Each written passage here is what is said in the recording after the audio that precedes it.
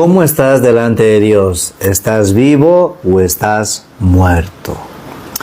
Si nosotros meditamos profundamente en la palabra de Dios, Dios habla de vivos y también habla de muertos.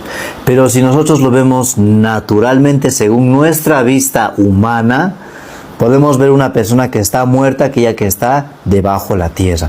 Ese es según nuestra vista. Pero según la vista de Dios, para Dios, ¿quién está muerto?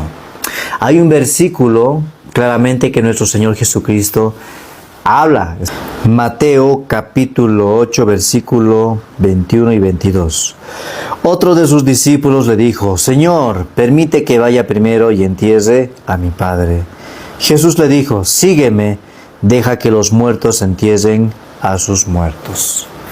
Nuestro Señor Jesucristo le dice: deja que los muertos entierren a sus muertos. ¿Acaso un muerto puede enterrar a otro muerto? ¿A qué se refería nuestro Señor Jesucristo con que entierre un muerto a otro muerto? En un versículo Dios claramente nos habla a qué se refiere. Está en Marcos capítulo 12, versículo 27. Dice: Dios no es Dios de muertos, sino Dios de vivos, así que vosotros mucho erráis.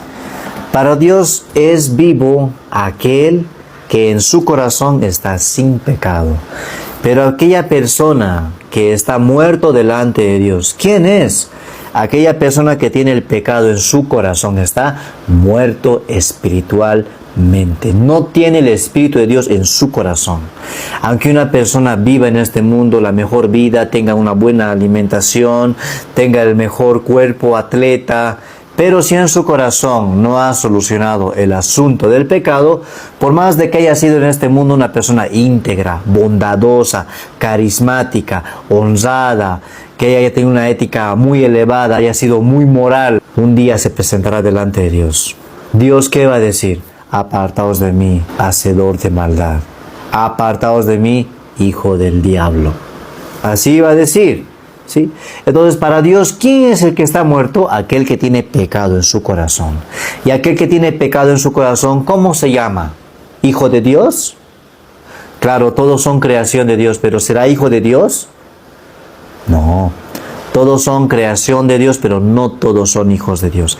Todo hombre que nace en este mundo bajo pecado, estaba naciendo bajo la potestad del maligno, bajo la potestad de Satanás. Tal vez eso choque mucho a su corazón de usted, pero la palabra de Dios es verdad. Entonces, ¿esa persona teniendo el pecado será hijo de Dios? No, es hijo del diablo, es hijo de Satanás. Su corazón todavía está bajo otro dueño, bajo la potestad de diablo. Pero para Dios, ¿quiénes son los que están vivos? La Biblia dice, hay más de 333 veces que Dios habla: el justo, justo Abraham, justo Lot, justo Jacob, justo David, justo Isaac. Justos, más de 300 veces habla justo. ¿Sabe quiénes son los justos? Aquellos que en su corazón no tienen pecado. Aquellos limpios de corazón son llamados justos, son llamados vivos. Dios no es un Dios de muertos, Dios de vivos.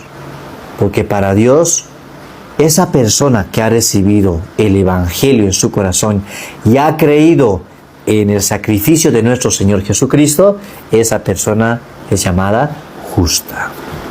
Muchos hoy en día, si repiten o saben o conocen bien este versículo, Juan 1:29, he aquí el Cordero de Dios que quita el pecado del mundo. Está en su boca, que quita el pecado del mundo.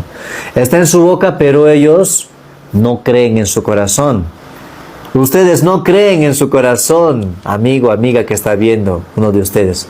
Para que usted realmente pueda creer, tiene que desechar su pensamiento.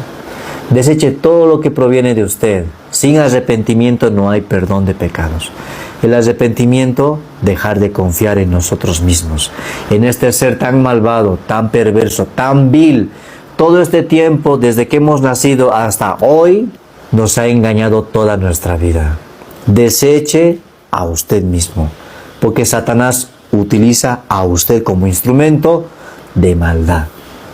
Deseche a usted mismo, abra su corazón, humille su corazón, reciba la palabra, reciba el evangelio de la salvación eterna, el perdón de los pecados.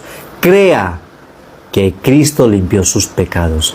He aquí el Cordero de Dios que quita el pecado del mundo. Que quita el pecado del mundo. Quiere decir que ya lo quitó. Ya lo pasó a otro lado.